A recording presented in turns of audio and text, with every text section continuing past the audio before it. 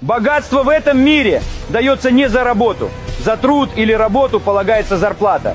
Даже в религии пишут так: что бы вы ни сделали, все будет учтено. То есть вы получите должное и вам воздастся. Но помните, что богатство как благо дается только за две вещи.